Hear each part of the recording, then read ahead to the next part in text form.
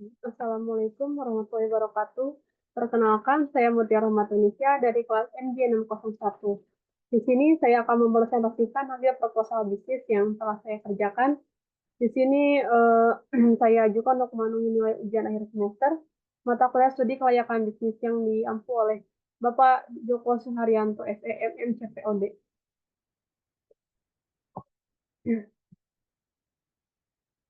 Itu proposal bisnis yang saya kerjakan yaitu studi kelayakan bisnis pada usaha tote bag jaga-jaga.reward. Pertama, kita masuk ke bab 1, yaitu pendahuluan. Studi kelayakan bisnis atau yang biasa disingkat dengan SKB adalah kegiatan terencana yang dilakukan untuk mempelajari secara lebih mendalam mengenai suatu usaha ataupun bisnis yang akan dijalankan. Usaha tersebut pada akhirnya akan memberikan kesimpulan mengenai layak atau tidaknya sebuah usaha bisnis dijalankan. Usaha UMKM saat ini mulai menunjukkan eksistensinya di dunia bisnis. Kehadirannya semakin memberikan pengaruh besar atas perekonomian negara, dan saat ini mulai menjadi salah satu penopang utama perekonomian di Indonesia. Banyak bidang UMKM di Indonesia yang saat ini mulai berkembang sangat pesat. Salah satunya ialah UMKM di bidang bisnis produk kreatif. Nah, di sini nama bidang usahanya yaitu jaga-jaga.reward. Untuk usahanya bisa diakses di Instagram jaga-jaga.reward. Bidang usaha yang dijalankan merupakan UMKM bidang bisnis industri kreatif, di mana produk tote bag yang merupakan produk recycle. Bahan yang digunakan untuk membuat tote bag ini yaitu bahan recycle dari kain sisa dan baju bekas, hasil sumbangan. Pemilik usaha selalu berusaha memaksimalkan hasil karyanya demi kesenangan dan kepuasan pelanggan, dengan terus berpikir kreatif dan inovatif. Usaha tote bag ini semakin lama semakin berkembang setiap harinya. Bentuk usaha ini adalah usaha bentuk perseorangan. Pengusaha perseorangan adalah pengusaha yang memiliki usaha perseorangan itu sendiri. Setiap orang bisa menciptakan entitas bisnis individual yang dibuat tanpa izin dan tanpa adanya prosedur khusus. Perusahaan perseorangan biasanya hanya dimiliki oleh satu pemilik saja. Tanggung jawab yang diemban oleh pemilik memiliki sifat yang tidak terbatas. Kemudian kita masuk ke bab 2, yaitu identifikasi proyek bisnis. Yang pertama ada gambar umum usaha. UMKM yang akan dibahas yakni usaha tote bag pada UMKM jaga-jaga.reward yang merupakan produk recycle dari kain sisa dan baju bekas yang ada di Kabupaten Cianjur. Usaha tote bag recycle ini memiliki ciri khas dibanding dengan tote bag yang ada di pasaran karena memiliki nilai keunikan tersendiri dengan bahan yang digunakan. Banyak sekali inovasi produk recycle yang dikreasikan menjadi berbagai bentuk. Tidak hanya dibuat tote bag saja, tetapi juga dibuat baju dan rompi. Awal mula berdirinya usaha ini dimulai dari kesenangan pemilik yang senang menjahit dan berkreasi terhadap kain-kain sisa yang bisa dijadikan suatu produk yang unik dan menarik. Kemudian ada aspek-aspek utama. Aspek pemasaran itu meliputi segmenting, targeting, dan positioning. Untuk segmenting pasar dari produk tote bag ini ialah kalangan remaja, dewasa, baik perempuan maupun laki-laki. Jaga-jaga.reward memiliki fokus dalam hal segmentasi pasar dari produknya yakni kalangan menengah, kalangan mahasiswa, dan kalangan umum. Fokus utamanya adalah mahasiswa yang lebih banyak menggunakan tote bag, baik perempuan maupun laki-laki, dan tote bag sudah menjadi tren di kalangan mahasiswa. Yang kedua untuk targeting. Target konsumen dari jaga-jaga.reward ialah mahasiswa dan pelajar yang senang memakai tote bag untuk membawa keperluan kuliah atau sekolah. Maka jaga-jaga.reward menyediakan berbagai macam motif dan model tote bag mulai dari yang ukuran kecil, sedang, hingga besar yang dapat memuat banyak barang dengan harga yang terjangkau di kalangan pelajar dan mahasiswa. Yang terakhir ada position. Dalam setiap model dan bahan yang dihasilkan oleh jaga-jaga.reward tentunya sudah terjamin kualitasnya meskipun dari bahan recycle. Bahan baku dari kain sisa dan baju bekas yang dipola terus dijahit hingga menjadi sebuah tote bag yang lucu dan unik. Tote bag hasil dari jaga-jaga.reward memiliki keunikan tersendiri karena terbuat dari kain sisa dan baju bekas yang dipadu-padankan sehingga menjadi sebuah tote bag yang beda dari tote bag lainnya. Kemudian yang kedua ada aspek lingkungan.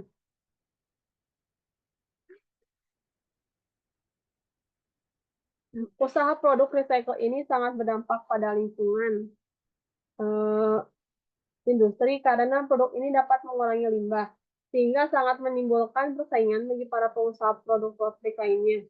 Karena produk terbaik dari jaga-jaga Totriok ini sangat memanfaatkan bahan yang ada sehingga tidak menimbulkan limbah industri. Yang ketiga ada aspek teknis dan teknologi. Usaha yang bergerak pada bidang industri kreatif ini berlokasi di Desa Sarampan, Kecamatan Cugenang, Cianjur. Usaha ini dijalankan di rumah pemilik yang merangkap dengan tempat jahitnya hingga pembeli bisa membeli langsung ke rumah dan bisa melihat proses pembuatannya. Juga bisa membeli secara online melalui sosial media Instagram, yaitu jaga-jaga Work. Yang keempat ada aspek manajemen. Usaha ini bersifat perseorangan, jadi segala modal kepemilikan, pembagian laba, pemasaran, dan manajemen hanya dikerjakan langsung oleh pemilik. Owner bertanggung jawab penuh atas usaha yang dijalankannya. Terhitung sejak tahun 2023, usaha ini berdiri. Usaha ini berdiri. Semua hal masih dikerjakan secara mandiri oleh owner, mulai dari pemilihan bahan baku, ide merangkai, mencari referensi, hingga promosi dijalankan sendiri oleh owner. Karena owner masih sanggup mengerjakannya seorang diri. Yang kelima ada aspek hukum. Aspek hukum menyangkut masalah kelengkapan dan keabsahan dokumen perusahaan, mulai dari bentuk badan usaha sampai izin-izin yang dimiliki. Jaga-jaga Work belum memiliki rencana ke depannya untuk mengurus surat izin usaha karena owner ingin meningkatkan jumlah penjualan terlebih dahulu dan ingin mempromosikan produk tote bag recycle lebih luas lagi sebelum owner membuat surat izin usaha. Jika suatu usaha telah memiliki legalitas dan pemerintah setempat dari pemerintah setempat maka akan memudahkan mereka untuk menjalin kerjasama atau investasi dengan pihak luar. Yang keenam ada aspek keuangan. Dalam menjalankan usaha ini, owner hanya mengeluarkan biaya untuk mesin jahit, benang, dan plastik packing. Sedangkan bahan baku, owner menggunakan kain sisa dan juga bahan bekas hasil dari sumbangan. Sehingga owner tidak perlu mengeluarkan bahan baru, tetapi hanya memanfaatkan kain yang ada. Saat ini jaga-jaga Works yang mulai dikenal oleh masyarakat mulai menghasilkan laba. Karena setiap hari owner selalu membuat produk yang berbeda-beda, mulai dari motif, bentuk, dan ukuran. Usaha ini lebih banyak menghasilkan keuntungan karena owner hanya mengeluarkan modal untuk membeli mesin jahit, benang, dan plastik packing saja. Selebihnya, kain sisa atau baju bekas itu gratis, sehingga bisa mendapatkan keuntungan cukup besar. Dan tote bag ini dijual mulai dari harga Rp39.000 hingga Rp55.000. Yang ketujuh ada aspek dampak lingkungan atau AMDAL. Selain dampak langsung yang dirasakan oleh masyarakat, ada dampak lain yang terpengaruh oleh kehadiran penjualan produk recycle topik ini, yakni semakin banyak orang yang ingin menyumbangkan baju bekas dan kain-kain sisa dari penjahit dan baju tersebut dapat dimanfaatkan kembali sehingga ini dapat mengurangi limbah di lingkungan. Dan kita masuk ke bab 3, tahap penilaian, appraisal. Yang pertama ada perizinan pendirian. Usaha jaga-jaga Work ini belum mempunyai perizinan pendirian karena usaha ini masih dilakukan di rumah dan masih terbilang baru, sehingga belum mengajukan perizinan pendirian. Untuk yang kedua ada sumber pembiayaan. Usaha ini biaya sendiri dari ownernya langsung, karena di sini owner menggunakan penjahit milik sendiri dan alat-alat sendiri. Sedangkan untuk biaya bahan baku owner dapatkan secara gratis, yaitu sisa kain dari para penjahit dan open donasi baju bekas. Jadi untuk usaha ini owner tidak mengeluarkan biaya yang besar. Yang ketiga ada pengelolaan. Usaha ini dikelola oleh perorangan atau oleh ownernya sendiri, tanpa ada kerjasama dengan pihak lain. Usaha ini dihasilkan dari kain sisa dan bahan bekas yang dijadikan sebuah tas atau tote bag. Kemudian kita masuk ke bab 4, yaitu tahap implementasi.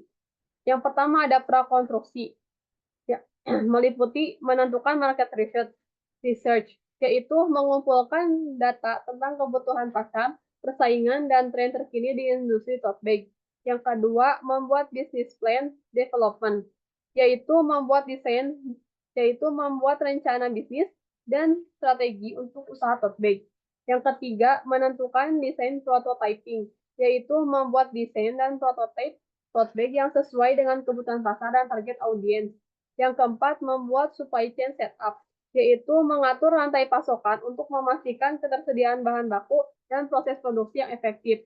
Yang kelima, menentukan marketing dan advertising, yaitu membuat strategi pemasaran dan iklan yang efektif untuk meningkatkan kesadaran merek dan penjualan tote bag. Kemudian ada masa konstruksi. Yang pertama, production dan manufacturing, yaitu membuat tote bag dalam skala kecil dan memastikan kualitas produk yang tinggi. Yang kedua, quality control dan testing, yaitu melakukan pengawasan kualitas dan tes produk untuk memastikan kesetiaan dan keamanan tote bag.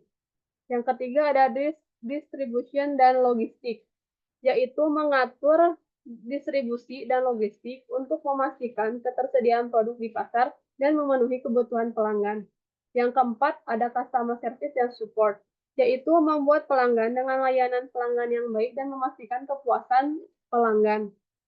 Kemudian ada praoperasi dan masa operasi. Untuk praoperasi meliputi inventory management, yaitu mengatur inventory tote bag yang sesuai dengan kebutuhan pasar dan target audiens. Yang kedua ada marketing dan advertising, yaitu membuat strategi pemasaran dan iklan yang efektif untuk meningkatkan kesadaran merek dan penjualan tote bag. Yang ketiga ada equipment dan tooling, yaitu mengatur peralatan dan perlengkapan yang diperlukan untuk produksi dan distribusi tote bag. Untuk masa operasi, ada produksi dan manufacturing, yaitu membuat tote bag dalam skala kecil, memastikan kualitas produk yang tinggi dengan waktu operasi selama 1 minggu. Yang kedua ada quality control dan testing, yaitu melakukan pengawasan kualitas dan tes produk untuk memastikan kesetiaan dan keamanan tote bag dengan waktu operasi 3 hari. Untuk yang ketiga ada distribution dan logistik, yaitu mengatur distribusi dan logistik untuk memastikan ketersediaan produk di pasar dan memenuhi kebutuhan pelanggan. Yang keempat ada customer service dan support, yaitu membuat pelanggan dengan layanan pelanggan yang baik dan memastikan kepuasan pelanggan. Yang kelima ada financial management and reporting, yaitu mengatur sistem keuangan dan laporan untuk memantau kinerja bisnis dan membuat keputusan strategis. Kemudian ada tahap evaluasi, meliputi kualitas produk. Produk harus sesuai dengan standar industri dan memenuhi kebutuhan pelanggan. Yang kedua ada biaya produksi. Biaya produksi harus efektif dan efisien untuk memastikan keuntungan bisnis. Yang ketiga ada pemasaran dan penjualan, di mana strategi pemasaran dan penjualan harus efektif untuk meningkatkan kesadaran merek dan penjualan tote bag. Yang keempat ada kualitas layanan pelanggan. Layanan pelanggan harus baik dan memastikan kepuasan pelanggan. Yang kelima ada keamanan dan keselamatan, yaitu produk harus aman digunakan oleh pelanggan. Kemudian ada monitoring. Monitoring yang pertama ada tujuan monitoring, yaitu memonitor kegiatan yang tengah berlangsung, mengetahui pelaksanaan kegiatan produksi dan distribusi tote bag, mengevaluasi konsistensi antara perencanaan dan kegiatan produksi dan distribusi tote bag. Yang kedua ada